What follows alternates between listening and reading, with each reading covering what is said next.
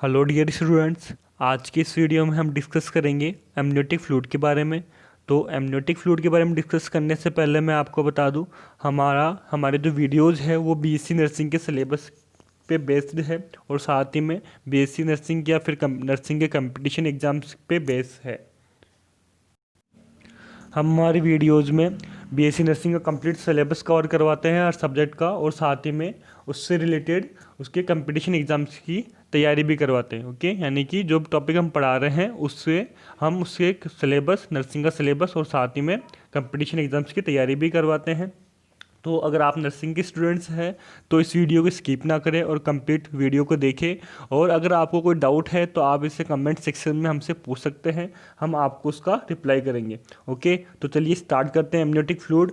तो amniotic fluid, आज हम इस वीडियो में एमनियोटिक फ्लूइड के बारे में क्या क्या पढ़ेंगे कि एमनियोटिक फ्लूइड होता क्या है। ओके, एमनियोटिक फ्लूइड क्या होता है, एमनियोटिक फ्लूइड का कलर कैसा होता है, इसका फॉर्मेशन कैसे होता है, ओके कैसे होता है, कहाँ पे होता है, एमनियोटिक फ्लूइड का वॉल्यूम कितना होता है, एमनियोटिक फ्लूइड के कैरेक्टर कौन कौन से हैं। ओके, अगर एमनियोटिक फ्लूइड का कलर में कोई चेंजेस आ जाए तो उसकी क्या क्या कंडीशन होगी। ओके, और इसके क्लिनिकल टेस्टेस कौन से हैं और इसके साथ ही में फंक्शन कौन कौन से हैं। ओके, ये सारी चीज़ें हम आज की इस वीडियो में पढ़ने वाले हैं, तो वीडियो को लास्ट तक देखें एमनियोटिक फ्लूइड को समझने के लिए, इसे एक बार भी स्किप ना करें।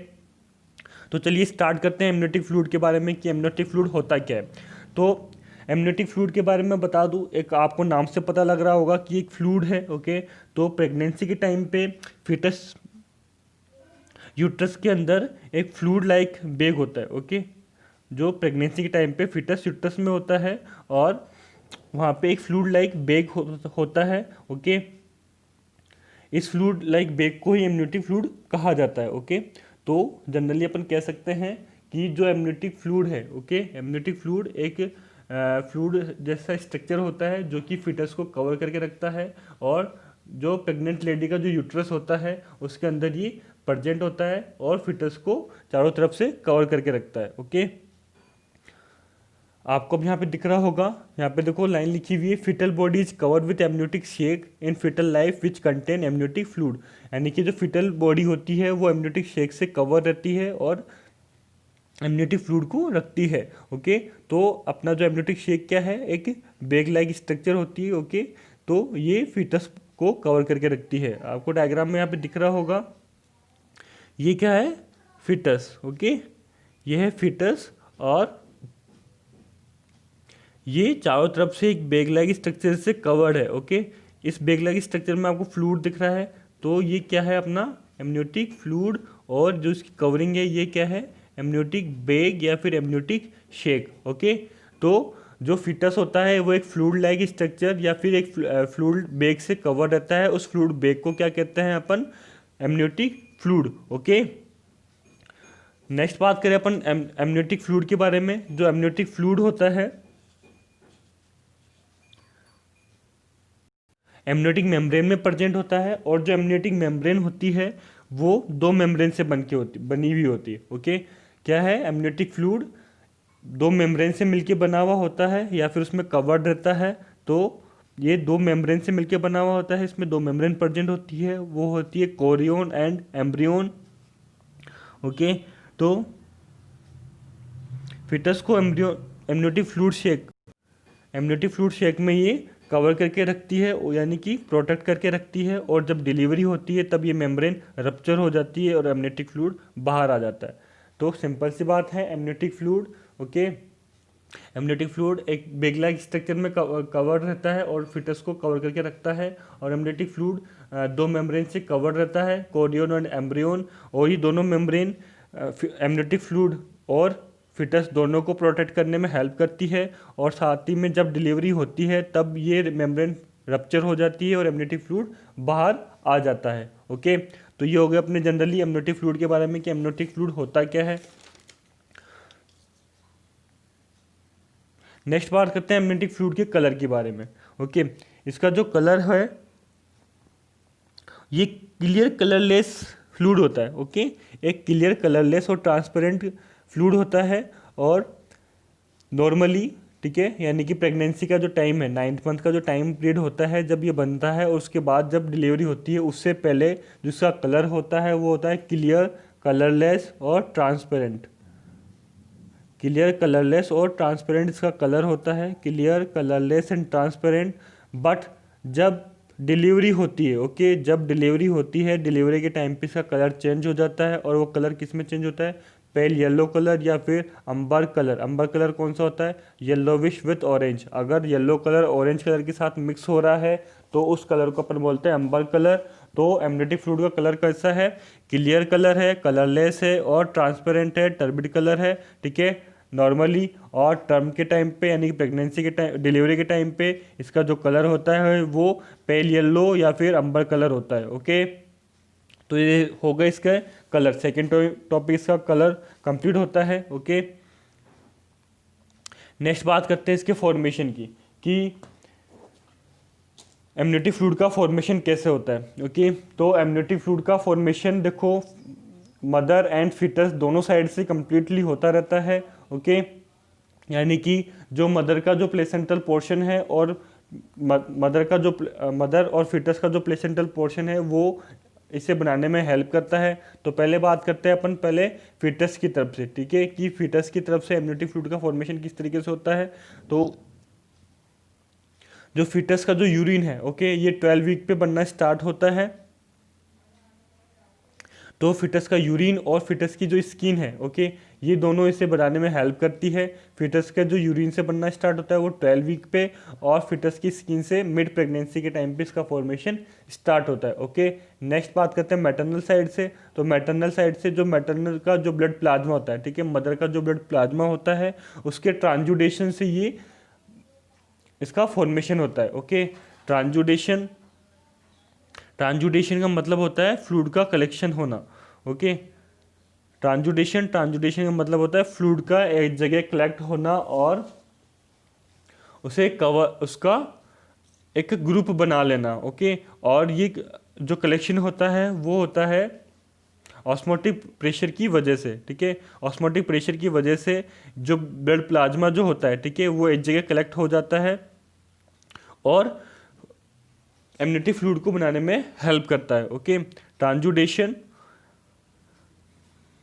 तो जो फॉर्मेशन होता है वो एमनियोटिक फ्लूइड का जो फॉर्मेशन होता है वो फीटस और मदर दोनों साइड से होता है, ओके। तो फीटस से कब कब होगा? 12 वीक पे। 12 वीक पे कब? जब, क्योंकि जो इसका बेस है, एमनियोटिक फ्लूइड का जो बेस है वो होता है फिटस का यूरिन, ओके, जो कि 12 वीक पे बनना स्टार्ट होता है। और साथ में जो फिटस की स्किन है वो मिड प्रेगनेंसी पे बनना स्टार्ट होती है, तो तब इसका फॉर्मेशन स्टार्ट होता है। और साथ में अगर मदर की तरफ से बात करें तो मदर का जो कि 20% पार्ट कवर करके रखता है वो होता है ब्लड प्लाज्मा लेवल। मदर का ब्लड प्लाज्मा लेवल जो कि फ्लूइड का ट्रांसजुडेशन से बनता है, ओके। नेक्स्ट इसके वॉल्यूम की बात करें तो जनरली इसका जो वॉल्यूम होता है वो कंस्टेंट नहीं होता है। एमनियोटिक फ्लूइड का जो वॉल्यूम होता है वो कंस्टेंट नहीं होता है, यानी कि फिक्स नहीं होता है। फिर भी इसका जो नॉर्मल जो अमाउंट है वो होता है 600 to 800 ml एट टर्म, यानी कि डिलीवरी के टाइम पे जो इसका नॉर्मल अमाउंट होता है वो होता है 600 से 800 ml, ओके। साथ ही में जो फिटस होता है, ठीक है, नॉर्मली एमनियोटिक फ्लूइड को निकलता रहता है और ये फिटस के शरीर से यूरिन को फॉर्म में बनाने में, सॉरी वापस रिपीट करता हूँ मैं।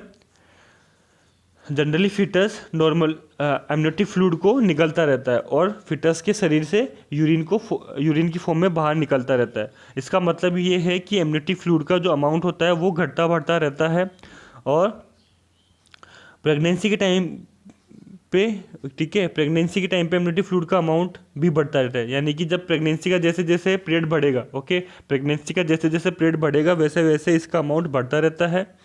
और इसका जो फॉर्मेशन स्टार्ट होता है वो होता है ओवुलेटरी डेज की 14 दिन के बाद, ओके। फॉर्मेशन कब स्टार्ट होता है? एमनियोटिक फ्लूइड का फॉर्मेशन कब स्टार्ट होता है? ओवुलेटरी डेज की 14वें दिन के बाद, ठीक है, या फिर 14वें दिन से इसका फॉर्मेशन स्टार्ट होता है। एमनियोटिक फ्लूइड का फॉर्मेशन ओवुलेटेड डेज की 14वें दिन से स्टार्ट होता है। ओके, नॉर्मली इसका अमाउंट जो होता है एट टर्म वो होता है 600 से 800 ml।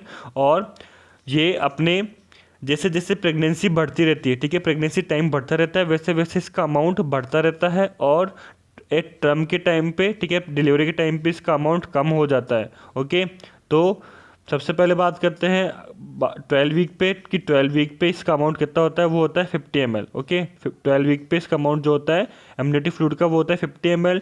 और 20 वीक पे होता है 400 ml। और 36 वीक पे होता है 100 ml, ठीक है, 100 ml। और अगर टर्म की बात करें, एट टर्म जो कंडीशन होती है वो होती है 38 to 40 week. Okay, 38 to 41 week. इस टाइम पे जो इसका अमाउंट होता है वो कम हो जाता है। ओके, और कम होकर कितना हो जाता है 600 टू 800 ml। ओके, यानी कि आप देख पा रहे होंगे वीडियो में 12 वीक पे इसका ml 50 ml था, ठीक है, इसका अमाउंट जो 50 ml था वो फिर 20 वीक पे बढ़ के 400 ml हो गया और 36 वीक पे बढ़ के 100 ml हो गया। बट जैसे टर्म कंडीशन आई, यानी कि डिलीवरी की जो टाइम आया, उस टाइम पे जो इसका जो टाइम पीरियड है, ठीक है, 38 टू 41 जो वीक का जो टाइमिंग है, उस टाइम पे इसका अमाउंट घट के 600 टू 800 ml हो गया। ओके, अगर नेक्स्ट अपन बात करें 42 वीक के बाद जो इसका अमाउंट होता है, ठीक है, वो हो जाता है 200 ml। अगर इसका अमाउंट 42 वीक पे या फिर डिलीवरी के टाइम पे, ओके, 200 ml होता है, तो उस कंडीशन को कहा जाता है ओलिगोहाइड्रोमिनियोस। ठीक है, ओलिगोहाइड्रोमिनियोस कौन सी कंडीशन है, डिलीवरी के टाइम पे या फिर 42 वीक के बाद जो वो एमनियोटिक फ्लूइड का जो वॉल्यूम है, ठीक है, यानी कि जो उसका अमाउंट है वो अगर 200 ml से कम है तो उसे कौन सी कंडीशन कहते हैं, ओलिगोहाइड्रोमिनियोस। और अगर इसका अमाउंट 800 ml से ज़्यादा हो जाए, 800 ml से अगर इसका अमाउंट ज़्यादा हो जाए तो इस कंडीशन को क्या कहते हैं, पॉलीहाइड्रोमिनियोस। ओके, पॉलीहाइड्रोमिनियोस। पॉलीहाइड्रोमिनियोस दो कंडीशन है अपने पास, ओलिगोहाइड्रोमिनियोस और पॉलीहाइड्रोमिनियोस। ओलिगोहाइड्रोमिनियोस कौन सी कंडीशन है, वो कंडीशन जिसके अंदर इसका अमाउंट कम हो जाए, ठीक है, 200 ml से कम हो जाए तो वो है ओलिगोहाइड्रोमिनियोस। और 800 ml से ज़्यादा हो जाए तो पॉलीहाइड्रोमिनियोस। ओके, ये हो गए इसके जनरली वॉल्यूम की बात। नेक्स्ट अपन पढ़ते हैं इसके कैरेक्टर के बाद, ठीक है, इसके कैरेक्टर्स के बारे में पढ़ते हैं कि इसका टेम्परेचर कितना होता है, इसका pH कितना होता है, इसकी ग्रेविटी कितनी होती है। जो इसका नॉर्मल टेम्परेचर होता है 37 डिग्री टेम्परेचर होता है। ओके, 37 डिग्री टेम्परेचर होता है। और ये टेम्परेचर और इसकी जो pH होती है वो होती है 7.2 टू 7.4। ये दोनों मिलके फिटस को इन्फेक्शन से बचाने में हेल्प करते हैं। ओके, और साथ ही में इसकी जो ग्रेविटी वो होती है 1.0082 टू 1.010 तक। ओके, टेम्परेचर कितना 37 डिग्री सेंटीग्रेड, सॉरी यहाँ पे डिग्री का साइन लगाना मैं भूल गया हूँ। ओके, 37 डिग्री सेंटीग्रेड और pH 7.2 टू 7.4। और इसकी जो ग्रेविटी होती है वो होती है 1.008 टू 1.010। ओके, ये हो गया इसके नॉर्मल कैरेक्टर। नेक्स्ट बात करते हैं इसके एबनॉर्मल कलर कंडीशन की। जैसे इसका एबनॉर्मल कलर कंडीशन, तो इसका जो नॉर्मल कलर होता है वो होता है, देखो अभी आपने वीडियो की स्टार्टिंग में मैंने आपको बताया था पेल येलो कलर होता है। Okay, sorry, pale yellow colour कब होता है, डिलीवरी के टाइम पे। इसका जो जनरली कलर होता है वो होता है कौन सा, ट्रांसपेरेंट। ओके, ट्रांसपेरेंट कलर होता है इसका, ट्रांसपेरेंट कलर होता है, क्लियरलेस होता है ये। अगर ये ट्रांसपेरेंट और कलरलेस ना हो तब इसके अलावा कोई और कलर अगर एमनियोटिक फ्लूइड का हो तब कौन सी कंडीशन होगी उसके बारे में अपन पढ़ने वाले हैं अब। ओके, तो अगर इसकी यहाँ पे 5 कलर कंडीशन बताई गई है, greenish colour, okay, golden colour, greenish yellow colour, dark colour और डार्क रेड कलर। ओके, तो पहले बात करते हैं अपन ग्रीनिश कलर के बारे में। ग्रीनिश कलर कब होता है, देखो ग्रीनिश कलर तब होता है जब फिटस अपना मिकोनियम पास आउट कर रहा है। ओके, मिकोनियम यानी कि जो उसका जो फिकाल मैटर होता है वो पास आउट कर रहा है और वो अपने एमनियोटिक फ्लूइड में जा रहा है, तब उसका कलर कौन सा होगा, ग्रीनिश कलर। ओके, कब होगा, जब मिकोनियम स्टेनिंग हो रही है, मिकोनियम स्टेनिंग के कारण एमनियोटिक फ्लूइड का जो कलर होता है वो होता है ग्रीनिश कलर। ओके, वो क्यों होता है, जब फिटस अपना मिकोनियम, ओके, मिकोनियम क्या है, मिकोनियम कलर कौन सा कलर है, जो फिटस का जो फिकाल मैटर है, ओके, फिकाल मैटर है, उसका कलर मिकोनियम की वजह से होता है, ओके, और वो कौन सा कलर है, green colour, okay. Meconium staining की वजह से एमनियोटिक फ्लूइड का कलर जो होता है वो ग्रीन कलर का होता है।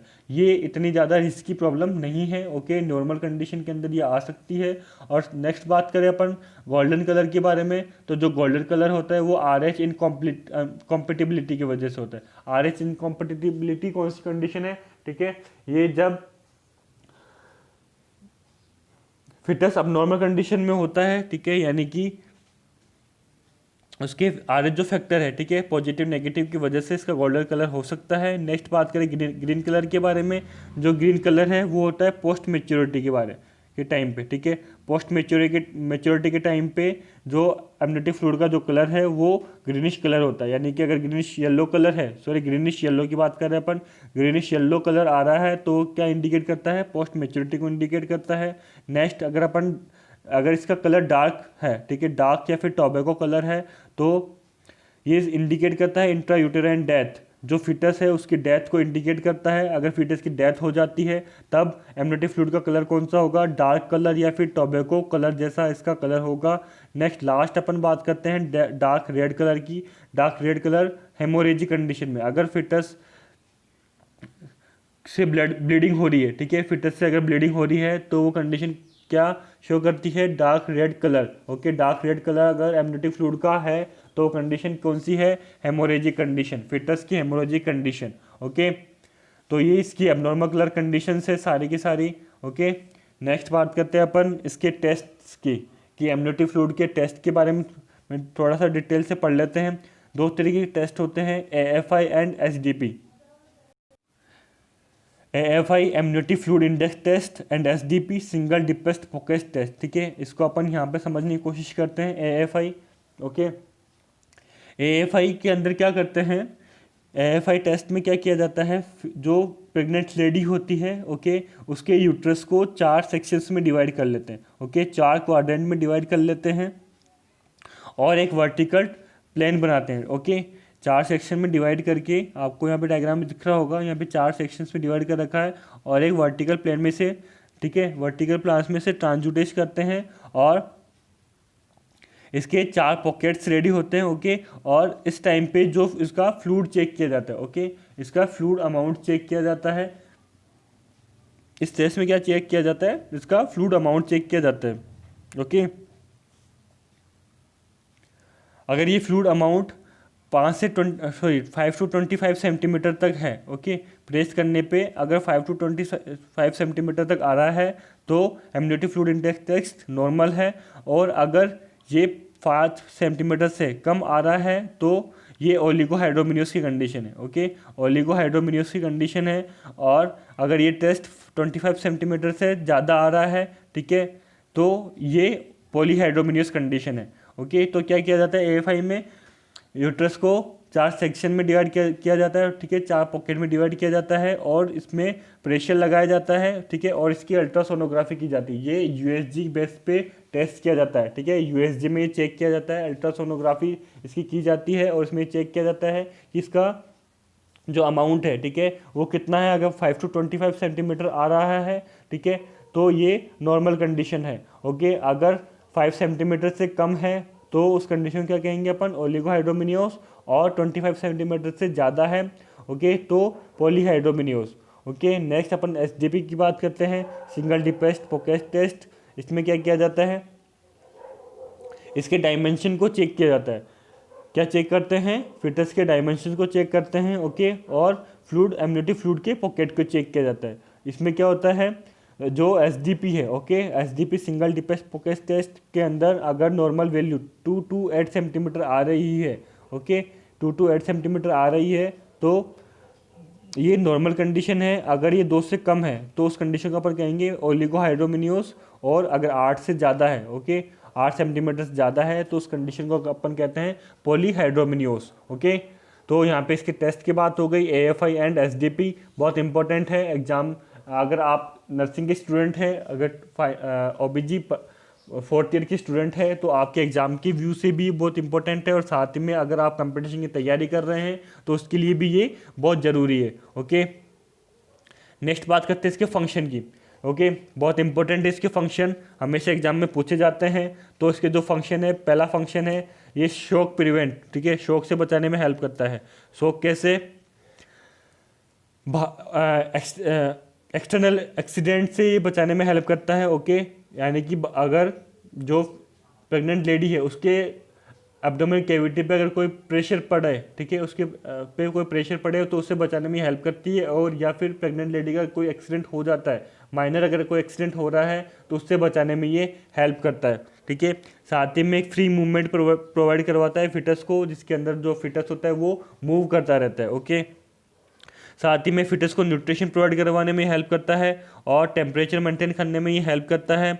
और साथ ही में फिटस की कुछ डिजीज़ को ये डायग्नोस करने में हेल्प करता है। डाउन सिंड्रोम और फिटल लंग मेच्योरिटी जैसी डिजीज़ को ये चेक डायग्नोस करने में हेल्प करता है। और साथ इसके अलावा जो लंग्स और मसल्स है, ठीक है, फिटस के जो लंग्स और मसल्स है उसको डेवलप करने में ये हेल्प करता है और इन्फेक्शन से बचाने में भी ये हेल्प करता है। तो इसके टोटल हमें 5 फंक्शन यहाँ पे आपको दिख रहे हैं, मैंने 2 एक्स्ट्रा बताए हैं। कौन कौन से? पहले तो ये शॉक से बचाने में हेल्प करता है, शॉक यानी एक्सीडेंट से बचाने में ये हेल्प करता है। फिटस को फ्री मूवमेंट प्रोवाइड करवाता है, ओके, न्यूट्रिशन प्रोवाइड करवाता है और इसके टेम्परेचर को मेंटेन करता है।